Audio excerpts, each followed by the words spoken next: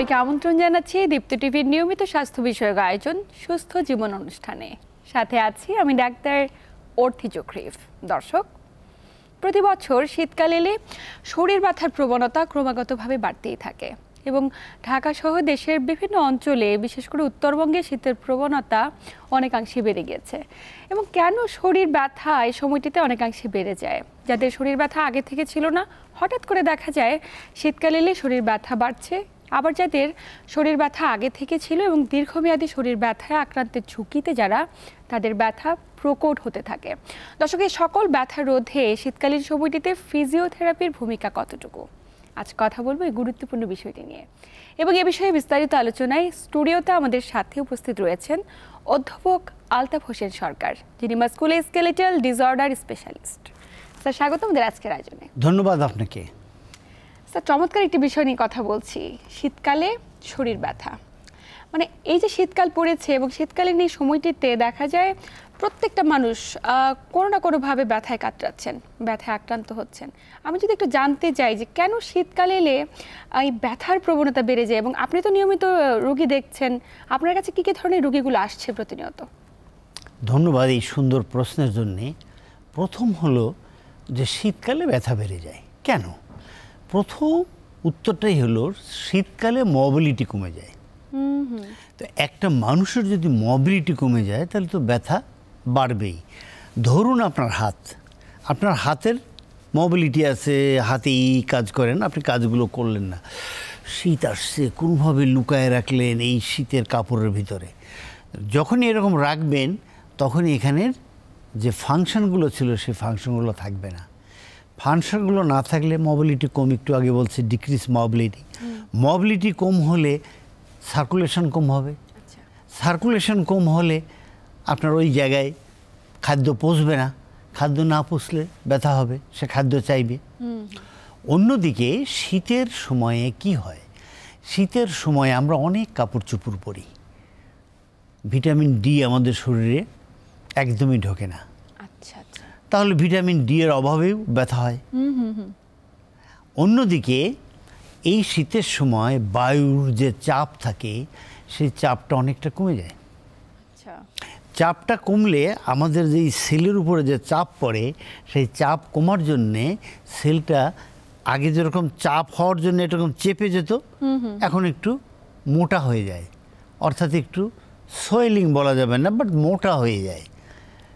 তো যখনই মোটা হয় তখনই নার্ভের উপরে চাপ পড়ে। নার্ভ তো এইখানে মোটা অবস্থায় মোটাকে পছন্দ করে না। যখনই ওই জায়গায় মোটা হয় তখনই ওইটা ফুলে যায় বা চাপ পড়ে, আপনার ব্যথা হয়। মানে এখানে একটার সঙ্গে আর একটা দেখেন ওতপ্রোতভাবে জড়িত, তো সেজন্যে ব্যথা হয়। এখন চলুন না, যেমন আমরা একটু হাতের ব্যথার কথাই ভাবি, এখানে অনেকের ব্যথা হয়, বিশেষ করে মায়েদের অনেক ব্যথা ট্যাথা হয়। তো এইখানে একটা মাংস আছে, যে মাংসটা এরকম হাতকে উপরের দিকে এরকম উঠায়, যে আমরা হাত দিয়ে ধরে আসে উঠায়, কিন্তু যেখান থেকে এই মাংসটার উৎপত্তি ওই জায়গাটা সাদা। আচ্ছা, কেন? কারণ ওখানে সার্কুলেশন কম।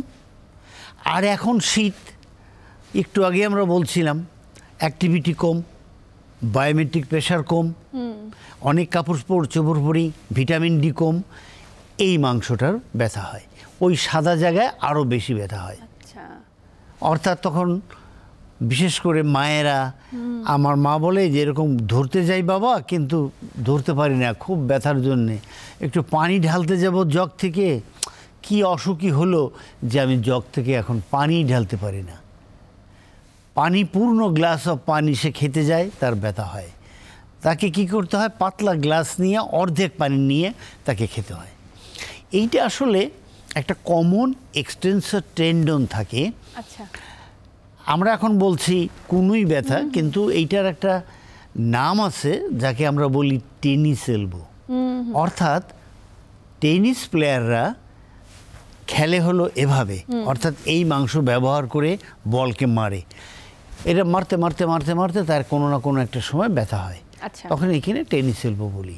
কিন্তু এখন যেটা দেখা যাচ্ছে যে এখানে সার্কুলেশন কম, এখানে বায়োমেট্রিক প্রেশার কম হওয়ার জন্য ওখানে ফুলে গেছে, তার ব্যথা হচ্ছে।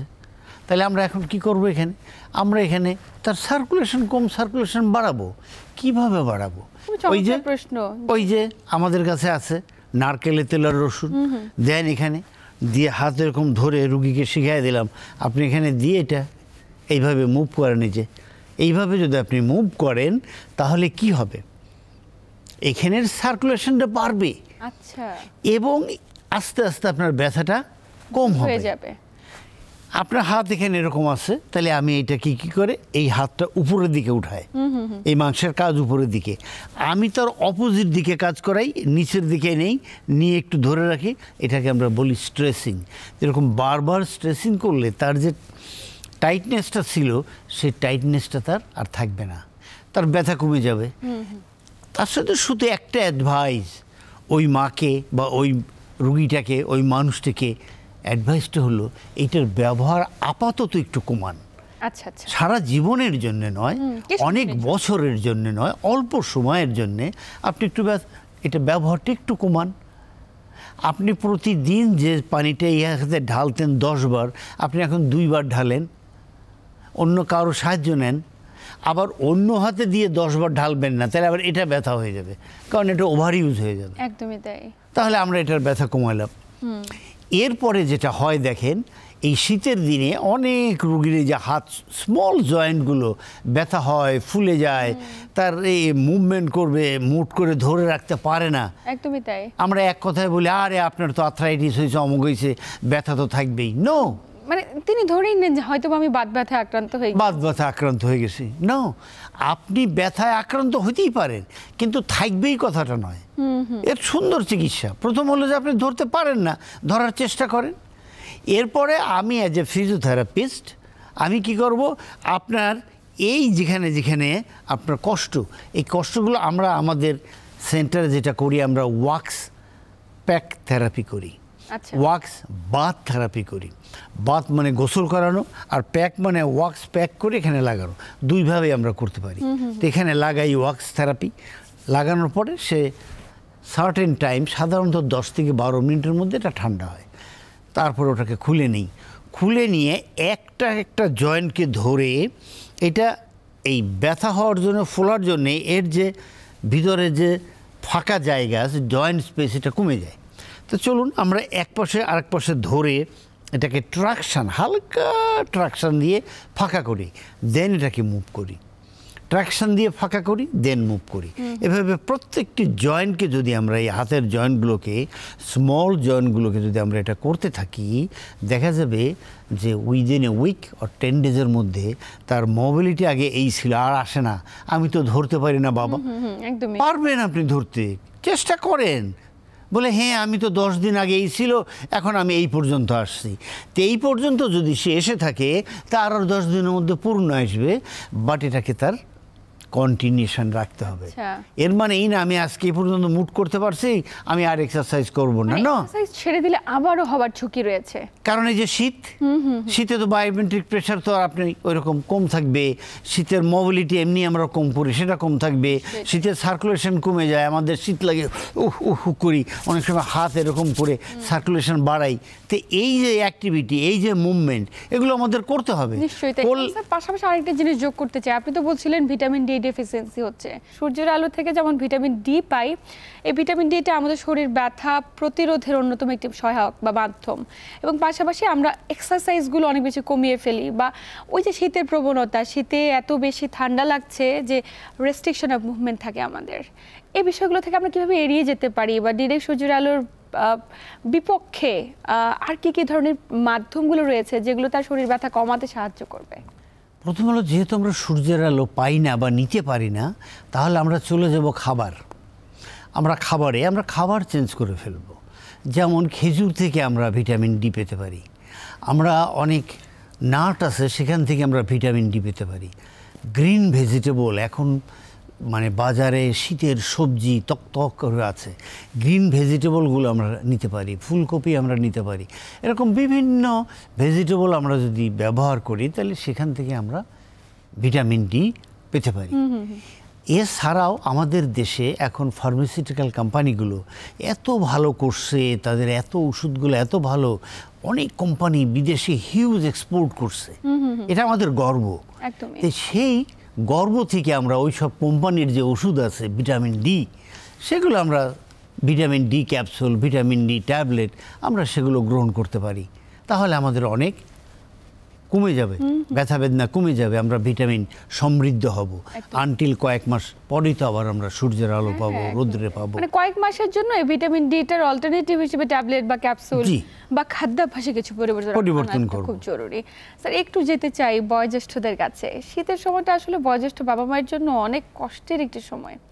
অনেক ক্ষেত্রে বাবা মারা দীর্ঘদিন ধরে যারা শরীর ব্যথায় ভুগছেন তাদের ব্যথাটি আরও অনেক বেশি বেড়ে যায়, এবং যাদের আগে কখনোই ব্যথা ছিল না, হঠাৎ করে তাদের কমপ্লেইন থাকে যে আমার তো শরীর খুব তীব্র ব্যথা করছে, বা শরীরের জয়েন্টগুলো একদম বন্ধ করলে খুলতে পারছে না, বা হাতের কনুয়ে ব্যথা করছে, যেমনটি আপনি মাত্রই আমাদের আলোচনায় বললেন। স্যার এই ব্যথাগুলো প্রতিরোধে আপনার পরামর্শ কি থাকবে? প্রথমে হলো যে সিনিয়র সিটিজেন, আমি অলওয়েজ বলে থাকি, আমি আমার বিভিন্ন টক শোতে আমার সিনিয়র সিটিজেনের জন্য কয়েক মিনিট থাকে। সিনিয়র সিটিজেনকে আমার salute. Because of senior citizen, তারা যে কাজকর্ম আমাদের জন্য করে গেছেন আমরা সেগুলো ভোগ করছি, এই জন্য তাদেরকে অনেক অনেক স্যালুট, অনেক অনেক ধন্যবাদ। তাহলে চলুন, তাদের ব্যথা বেদনা বাড়ে কেন?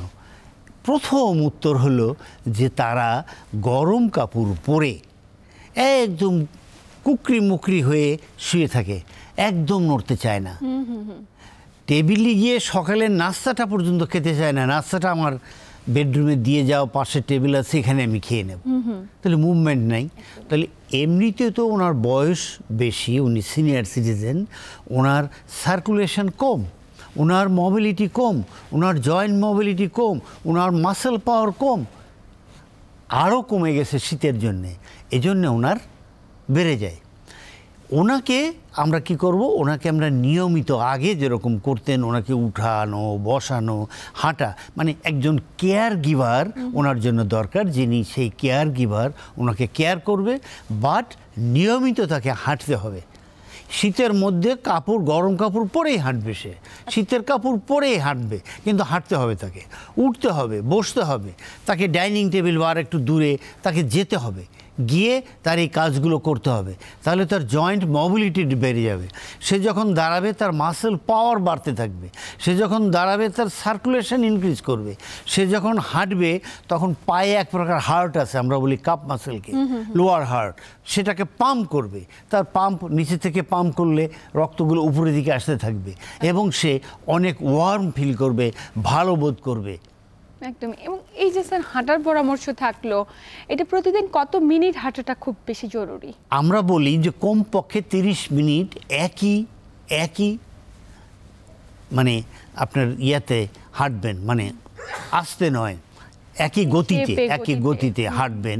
আপনি একটু হাঁটলেন, কারোর সঙ্গে কথা বললেন, দাঁড়িয়ে থাকলেন, কেমন আছো, ভালো আছো, আরে তোমার তো দেখি না অনেক দিন, নো। আপনাকে একই গতিতে আপনি হাঁটেন, কমপক্ষে 15 মিনিট যান, আবার 15 মিনিট হেঁটে আসেন, 30 মিনিট মিনিমাম হাঁটেন আপনি। হাঁটা দিস ইজ, মানে আমি বলবো অনেক ওষুধের চেয়েও বড় ঔষধ ওয়াকিং। কারণ হলো যে আপনি যদি না হাঁটেন আপনার মাসেল পাওয়ার বাড়বে না, সার্কুলেশন ইনক্রিজ করবে না। তাহলে আমি কোন ওষুধ খেলে মাসেল পাওয়ার বাড়বে? নাই ওষুধ, একদমই নাই। তাহলে এই ওষুধের নাম কি? হাঁটা। এই ওষুধের নাম কি? এক্সারসাইজ। এবং আপনাকে ব্রিদিং এক্সারসাইজটাও করতে হবে।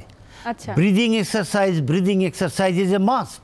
আমাদের ব্রিদিং এক্সারসাইজ করতে বলছি, এটা আসলে কি উপকার করে স্যার? ব্রিদিং এক্সারসাইজ করলে আপনার লাং ফাংশন বাড়বে, সার্কুলেশন বাড়বে, আপনার ভিতরে এটার কফগুলো জমা হবে না। আর বিশেষ করে যারা সিনিয়র সিটিজেন, তাদের লাংসের ক্যাপাসিটি কমে যায় আস্তে আস্তে গ্র্যাজুয়ালি, তাহলে সেটা এক্সপান্ড করবে, তার অনেক উপকার হয়। অনেক। এই শীতের সময় তো আমরা দেখি যে কফগুলো জমে যায়, ঠান্ডা জমে যায়, এবং রাতে ঘুমাতে গেলে শ্বাস নিতে সমস্যা হয়। এই কারণে আপনি ব্রিদিং এক্সারসাইজ পরামর্শ দিচ্ছেন। মাস্ট করবেই ব্রিদিং এক্সারসাইজ, কমপক্ষে দিনে 3 থেকে 4 বার। আমি যদি একটু জানতে চাই স্যার, এই এক্সারসাইজটা করার উপায়গুলো কি, কিভাবে করতে পারে? যেমন সে আমাদের গুগলে একটা অ্যাবস আছে ব্রিদিং এক্সারসাইজ, সেটা সে নিতে পারে। অথবা আপনি নিজেই এই সুন্দর করে লম্বা করে শ্বাস নিলেন, নিয়ে এটা হোল্ড করলেন। প্রথমে 5 সেকেন্ড করেন, তারপরে 7 সেকেন্ড করেন, তারপরে 10 সেকেন্ড। মনে মনে আপনি গুনবেন 5 সেকেন্ড কিভাবে হবে, সামনে ঘড়ি রেখে দেখতে পারেন, অথবা 1001 বললে 1 সেকেন্ড হয়। আচ্ছা আচ্ছা, তাহলে 5 বার, 1001, 1002, 1003, 1004, 1005 গ্র্যাজুয়ালি বাড়াবেন। তাহলে এটা কি হবে, আরো এক্সপান্ড। এটা শুধু কিন্তু সিনিয়র সিটিজেনের জন্য নয়, প্রত্যেকটা ব্যক্তির জন্য। কারণ ঠান্ডা শীতের সিজনে সবার জন্য একদম কমন একটা ব্যাপার, এবং সবাই কম বেশি এই জটিলতায় ভোগ করেন। একটু আমরা তো বয়োজ্যেষ্ঠদের মাঝে ছিলাম, একটু যদি তরুণদের মাঝে আসতে চাই, তরুণ কিংবা মাঝবয়সী কিংবা যারা ছোট, তাদের ক্ষেত্রেও কিন্তু স্যার অনেক ক্ষেত্রে ব্যথার প্রবণতা বেড়ে যায় শীতকালে। এই ব্যথাগুলো অনেক ক্ষেত্রে তার দীর্ঘমেয়াদী যারা আর্থ্রাইটিসে ভুগছে তাদের ক্ষেত্রে হয়, যারা ফাইব্রোমায়ালজিয়ায় ভুগছে তাদের ক্ষেত্রে হয়, কিংবা আননোন কোনো অরিজিন, আননোন কোনো কজ, সেইগুলো জায়গা থেকেও হয়। এবং তরুণদের উদ্দেশ্যে কি বিশেষ করে পরামর্শ রয়েছে যে জীবনযাত্রায় কিছু পরিবর্তন কিংবা খাদ্যাভ্যাসে পরিবর্তন কিংবা ফিজিওথেরাপির এখানে কোনো ভূমিকা রয়েছে কিনা? ফিজিওথেরাপির ভূমিকা অপরিসীম। ফিজিওথেরাপির ভূমিকাতে যাওয়ার আগে আমরা একটু অন্য প্রসঙ্গে বলে আসি। সেটা এই যে আজকালকার তরুণরা দেখা যায় কম্পিউটার, টেক্সট এই নিয়ে আছে। তো যখন আপনি কম্পিউটার টেক্সট নিয়ে থাকবেন, তখন আপনার মোবিলিটি কী হবে, কমে যাবে একদম। তো এই কম্পিউটার টেক্সট আপনি করেন, কিন্তু মোবিলিটি বাড়িয়ে, যেমন আপনি কম্পিউটারে বসে কাজ করছেন, আপনি আধা ঘন্টা বসে কাজ করার পর আপনি দাঁড়ান, দাঁড়িয়ে পেছন দিকে বাঁকা হন, সোজা হন, বাঁকা হন, সোজা হন, কী হবে, এক্সারসাইজ। এক্সারসাইজ কী করবে, আপনার সার্কুলেশন বাড়াবে। এক্সারসাইজ যেটা আপনি করলেন এটা আপনার মোবিলিটি বাড়াবে। এক্সারসাইজ আপনার হিপ জয়েন্টের মোবিলিটি বাড়াবে, নি জয়েন্টের মোবিলিটি বাড়াবে, স্পাইনের মোবিলিটি বাড়াবে, এর সাথে যে সমস্ত মাসেলগুলো আছে তাদের ফাংশন বাড়াবে। তাহলে ইয়াং জেনারেশন যারা এর মধ্যে ডুবে আছে তাদেরকে আমরা সেখান থেকে বের করে নিয়ে আসলাম। এটি এমন একটি যেমন গুরুত্বপূর্ণ আরও একটি বিষয় আছে, হঠাৎ করে ঠান্ডায় কেউ বাইক রাইড করছে, গাড়ি ড্রাইভ করছে বা সাইক্লিং করছে, আমরা কিন্তু প্রায় শুনে থাকি স্যার হঠাৎ করে ঘাড় লক হয়ে গেছে। এই যে লক হয়ে গেছে, ডানে বামে মুভ করতে পারছে না, ফ্রিজ হয়ে গেছে, যেটাকে আমরা মেডিকেল টার্মে আসলে বিভিন্নভাবে ব্যাখ্যা করা যায়, কিন্তু সাধারণ মানুষের প্রেক্ষাপট থেকে ভাষাটি এমন যে আমি ঘাড় একদমই মুভ করতে পারছি না, ফ্রিজ হয়ে গেছে। এটি কেন এবং এটি থেকে আসলে কিভাবে প্রতিকার পেতে পারি? এই ফ্রিজের থেকে প্রতিকার একদম সোজা, খুব সোজা, যেটা আমি আমার রুগীদের জন্য করে থাকি বা আমার চেম্বারে যারা এরকম লক হয়ে গেছে আসে। প্রথম হলো যে আপনার লক হয়ে গেলে আপনি নারকেল তেল আর রসুনের লোশনের কথা বলছিলাম একটু আগে, 1 পোয়া নারকেল তেল নেবেন, তার মধ্যে 20 কোয়া রসুন নিয়ে কেটে অথবা ছেঁচে দিয়ে চুলায় গরম করলে লাল লাল হবে, একটা পাত্রে ঢেলে রাখেন। ওই পেশেন্টটা যার লক হয়েছে তাকে চেয়ারে বসান, পেছন থেকে আস্তে আস্তে নারকেল তেল রসুনগুলো নিয়ে আপনি একদম এই নেকের যে দুই পাশের মাসেলগুলো আছে, এখান থেকে যে ট্রাপিজিয়াস আর আপার ফাইবার আছে, ল্যাভিটার স্ক্যাপুলি আছে, এখানে ইডেক্টর স্পাইনি আছে, এই যে সমস্ত স্পাইনাল মাসেলগুলো আছে, হাত দিয়ে আস্তে আস্তে আস্তে আস্তে আস্তে আস্তে মায়োফেশিয়াল করে এদেরকে রিলিজ করে দেন। রিলিজ করে দিয়ে ওখানে আপনি কোল্ড কম্প্রেশন ওই নারকেল তেলের উপরে দেবেন, ওটা মুছে দেবেন না, কোল্ড কম্প্রেশন দেন, স্টার্ট উইথ 5 মিনিটস দিয়ে যখন আপনি দিয়ে রাখছেন, you hold the compression and পেশেন্টকে বলেন, আস্ক দ্য পেশেন্ট, দেখি আপনি একটু ডান দিকে মুখটা ঘোরান্ত, ঘোরালো, বাম দিকে একটু ঘোরান্ত, ঘোরালো। তখন আমি কী করি, আমরা এই এলবোর মধ্যে তার মাথাটাকে নিয়ে আমরা এটাকে বলি হোল্ড রিল্যাক্স। আমরা হোল্ড রিল্যাক্স করি, হোল্ড রিল্যাক্স করার পরে রুগী বলে, কই আমার তো একটু আগে লক ছিল, এখন তো লক নাই। মানে এলবোর মধ্যে মাথাটা কিভাবে রাখবে স্যার, ছোট্ট করে একটু জানতে চাই। এই যেভাবে ধরি, হ্যাঁ হ্যাঁ হ্যাঁ, মানে অন্য একজন ব্যক্তিকে এটা করতে হবে। হ্যাঁ, করে মাথাটাকে জাস্ট আমরা আটকায় রাখবো, এটাকে এলবোর মধ্যে ধরে আটকায় রাখবো। আটকায় রেখে লোকটাকে বলবো, আপনি ডান দিকে ঘোরান, আমি আটকায় রাখবো, ঘুরাইতে দেবো না। বাম দিকে ঘোরান, আমি আটকায় রাখবো, ঘোরাইতে দেবো না। করবে কিন্তু আরেকজনকে প্রিভেন্ট করতে হবে। আমরাকে এই টেকনিকটাকে ফিজিওথেরাপিস্টরা বলে হোল্ড রিল্যাক্স। আচ্ছা, খুব চমৎকার একটি টেকনিক। এবং আপনি যেমন বলছেন যে উইথিন মিলিসেকেন্ড বা উইথিন ফিউ সেকেন্ড, বলবে এটি একদমই সম্পূর্ণভাবে নিরাময়। হ্যাঁ, উইথ কোল্ড কম্প্রেশন। রুগী বলবে যে আমি একটু আগে তো লক ছিল, আমি তো ডাইনে তাকাতে পারতাম না, এখন তো পারি, বামেও পারি, উপরেও পারি, একদম। মানে চমৎকার কিছু ম্যাজিক্যাল টেকনিক আপনার মাধ্যমে দর্শকরা জানছে, আমি শিখছি স্যার। আমরা আসলে অত্যন্ত আনন্দিত। আমরা আলোচনার একদম শেষ প্রান্তে, এত এত গুরুত্বপূর্ণ তথ্য দিচ্ছেন আপনি। আসলে প্রত্যেকটা দর্শক আপনার এই আলোচনার মাধ্যমে অনেক বেশি উপকৃত হচ্ছে স্যার। আন্তরিক ধন্যবাদ। আপনাকেও ধন্যবাদ। প্রিয় দর্শক, এই ছিল আমাদের আজকের আয়োজন। এই শীতে আসুন, আমরা যেহেতু ভিটামিন ডি ডিরেক্ট সূর্যের আলো থেকে পেতে পারছি না, কিংবা হাঁটা চলায় রেস্ট্রিকশন আসছে, তাই আমাদের বিশেষজ্ঞের পরামর্শ অনুযায়ী আপনি প্রতিদিন অন্তত 30 মিনিট হাঁটুন এবং বিশেষজ্ঞের দেওয়া পরামর্শগুলো মেনে ফিজিক্যাল এক্সারসাইজগুলো নিয়মিত করুন। এতক্ষণ সাথে থাকার জন্য সবাইকে আন্তরিক ধন্যবাদ। সবাই ভালো থাকুন, সুস্থ থাকুন।